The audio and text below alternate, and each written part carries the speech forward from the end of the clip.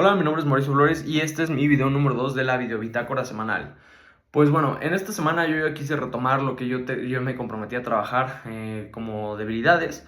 En este caso, para entender otra vez, era saber comprender un informe de un Excel. O sea, al final del día sí lo sé hacer, sí lo sé aplicar en la plataforma, en el software, pero lo que más me costaba trabajo a veces era como interpretar este tipo de resultados y explicarlos de una manera que se entienda. Entonces, pues como punto de partida quise aprovechar esta semana que estuvimos trabajando con un Excel y en el tema que era el PNL.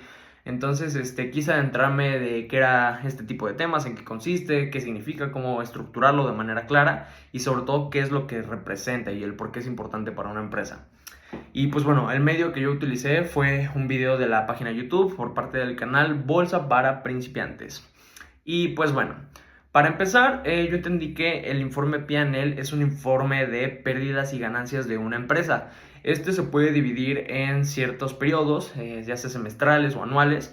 ¿Por qué? Porque al final del día este tipo de comparaciones ayuda a entender si una empresa verdaderamente ha tenido crecimiento financiero o si está teniendo una decadencia que es importante tomar en cuenta para así evaluar si es necesario hacer una toma de decisiones fuerte o hacer algo que cambie completamente los factores que en un momento voy a mencionar para que precisamente se logre tener un buen crecimiento en la parte de la utilidad de una empresa. Y pues bueno, en este video aprendí varias cosas. Para empezar, a fuerte de lo que acabo de mencionar, también todo cómo es la estructura que se tiene que tener en este tipo de informe. Pues bueno, normalmente en las primeras columnas siempre va a estar toda la tabla que es la parte de ventas, ventas de la empresa que generó en ese periodo, los costos, el tipo de utilidad bruta que tuvieron, gastos de operación, gastos financieros, también impuestos si es que llega a involucrarse en ciertos casos. Y por último, al haber combinado este tipo de factores, nosotros podemos tener ya ahora sí bien calculada la utilidad neta, que esta se calcula conforme una resta de los ingresos, menos los costos, menos los gastos, menos los impuestos involucrados, ¿no? Entonces, ¿para qué nos sirve nosotros tener calculada la utilidad neta? Porque este factor es el que nos va a demostrar cuánto realmente ganó una empresa después de ya haber pagado absolutamente todos los costos y los gastos.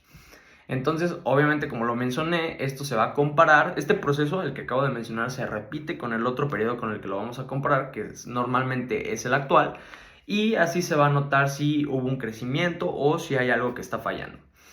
Entonces, pues bueno, ya después de haber comprendido un poco mejor la estructura de cómo es que funciona, yo pude llegar a la conclusión de que al final del día es importante como empresa sí vender, obviamente la meta principal es vender, pero no es tan, o sea, de nada sirve vender tanto si al final del día uno no tiene buen control de los costos y de los gastos, porque por más que una empresa venda, si tiene costos y gastos altos, no va a tener un buen resultado de utilidad neta, porque al final todas esas ventas altas las tienes que también estar utilizando para cubrir los gastos de operación y también los costos, y al final no vas a tener la utilidad que estás esperando. Entonces obviamente es importante tener un buen control en estas para que tengamos mayores ganancias.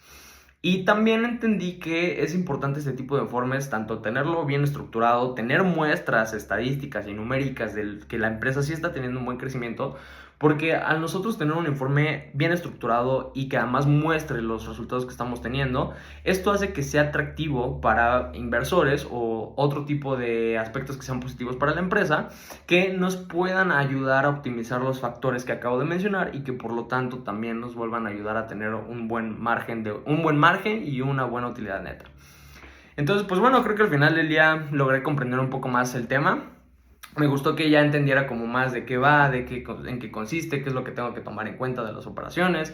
También el por qué es importante estar comparando, ¿no? Nunca está de más comparar para ver si verdaderamente estamos creciendo como empresa.